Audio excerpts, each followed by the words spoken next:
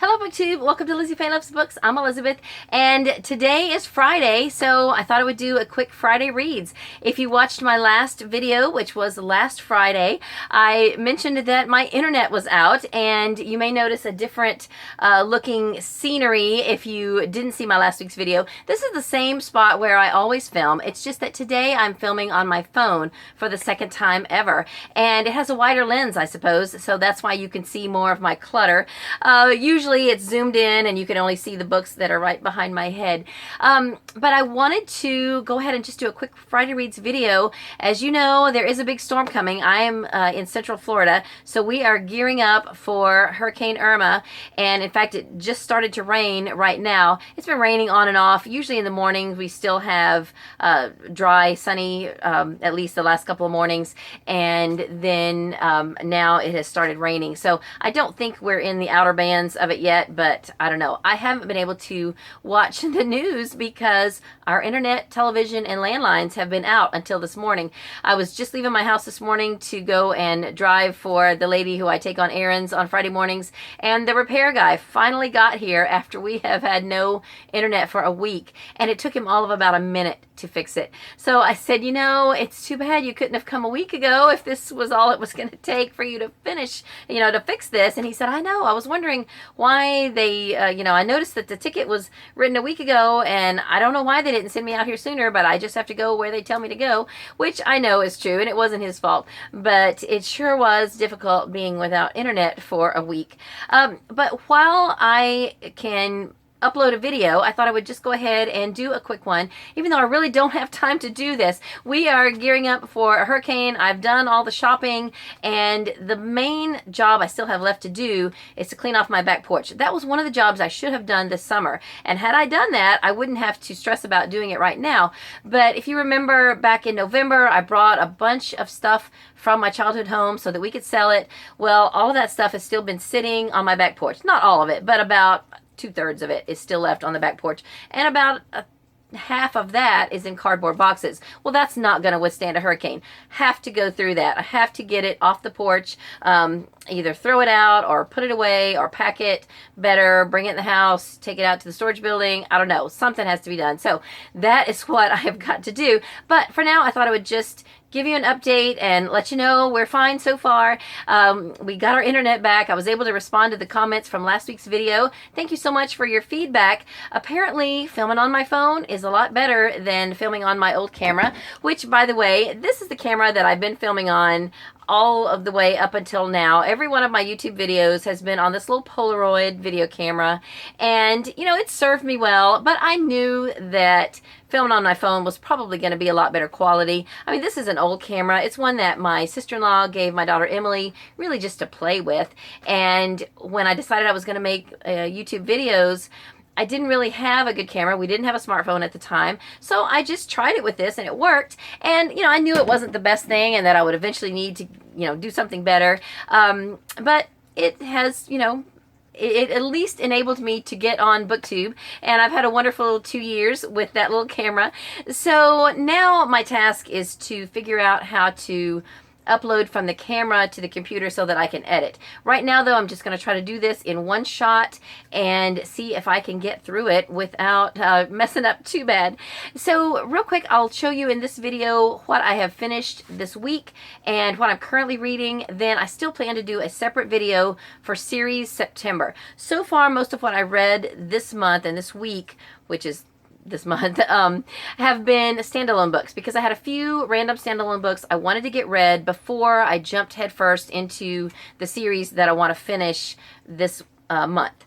So real quick though, I want to show you one book and talk briefly about The Prisoner of Heaven. This was the last book I finished in August. I have been buddy reading this whole series with Elizabeth Tyree, and this book is about half the size of Shadow of the Wind and The Angel's Game. So I was able to get through it very quickly. I have audio for this one. My library had this on audio, and the really neat thing about having the audio for this is that I finally got to hear how you pronounce some of the names from the first book, because I didn't have the audio for Shadow of the Wind. I did have have the audio for Angel's Game, but those were different characters because that was a prequel book. This book carries Daniel's story forward, and it also tells us a little bit more about Fermin and his backstory and his time in prison. That part was really interesting.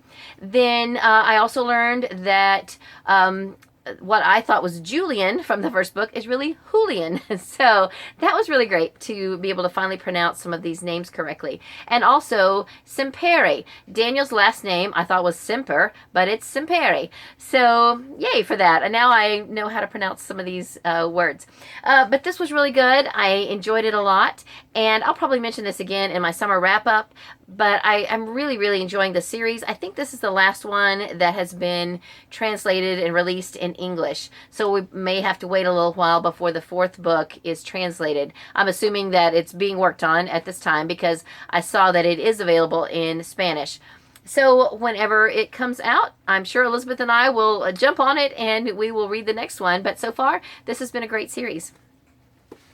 Then the one book that I had started last week, actually I started it in maybe the late August, I think August 30th I started it, is The Kitchen House by Kathleen Grissom. I had hoped to finish this by now, but I let a couple of other books get in the way, and I'll tell you about those in a second. But this book is fantastic so far. I am really enjoying it, but I'm only on like page 40, so this is definitely a priority. I need to read this for book club for October, but I don't want to wait till October. So I will finish this. I might go ahead and break it down into smaller chunks so that I can go ahead and start on some of my series books.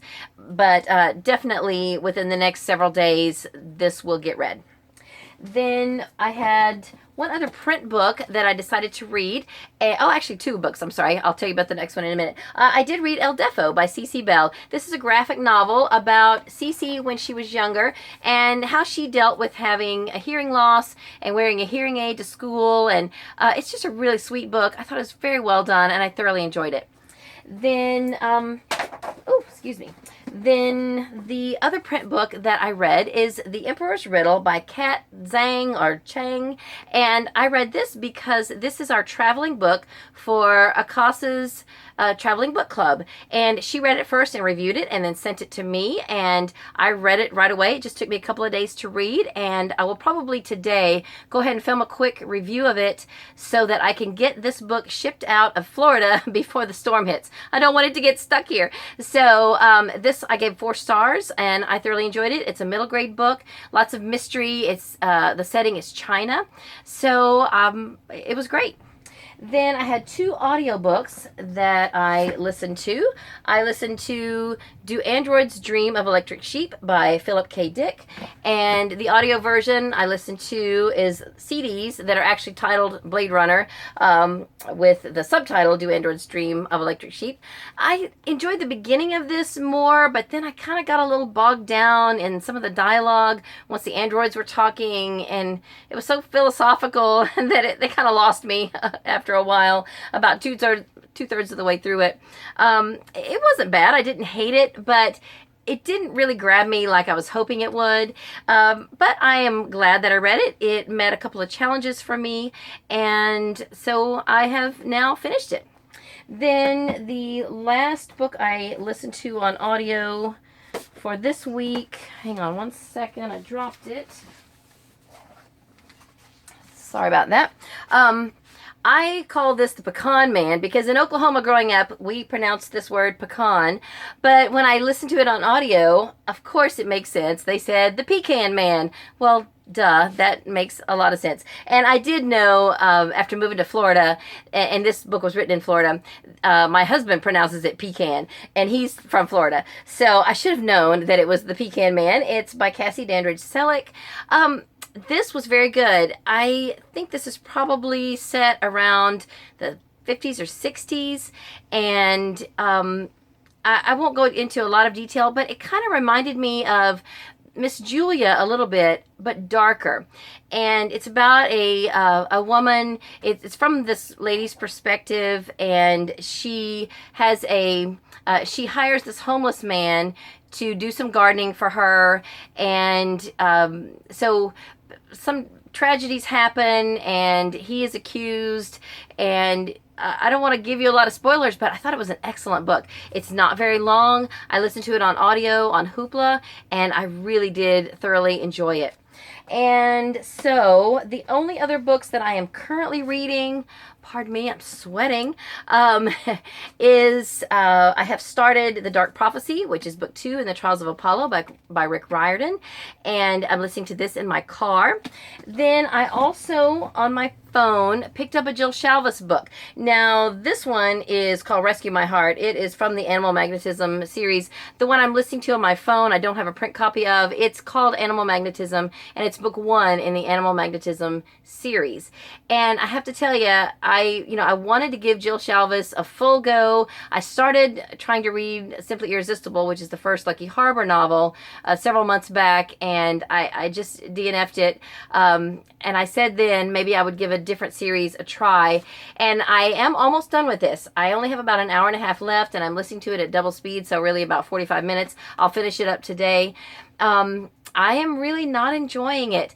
Now, the premise, this one has an animal premise or a theme, because one of the main characters runs an animal shelter, and so that part is great, but it's, the steam factor of this is just way over the top. I mean, it's not just an occasional steamy scene. I mean, it's just over and over and over. So, it's just really, it leaves nothing to the imagination. And I keep pointing to this. This is not the book that I'm reading. It's the first one in this series. So I just think that Jill Shalvis is just not an author that I am going to want to pursue reading anymore. And I do have several of her books on my shelf, so I probably will be passing those on to the library or something, and donating those to a book sale, because I really don't think that I'm going to be interested in reading them anymore. Now, I know a lot of people I love and follow read Jill Shalvis and love her, and that's awesome, but they're just not really up my street, as the saying goes. So I don't think that I'm going to be reading any more of her work, at least not anytime soon, unless she comes up with a series that's a little less steamy and has a little less swearing. Then I might go for that.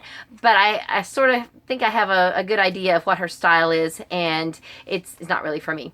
So those are I'm currently reading these 3, and already this month I have finished these 4, and I have about 25 more on my TBR for this month. Now, am I going to get 25 more books read? No. About 10 of those are audio, so I should get all of those done, hopefully, and hopefully a good chunk of the print books. But I'll show you those in a separate video. For now, that's all I have for this video. I hope you're having a great day. Read a good book, and God bless you.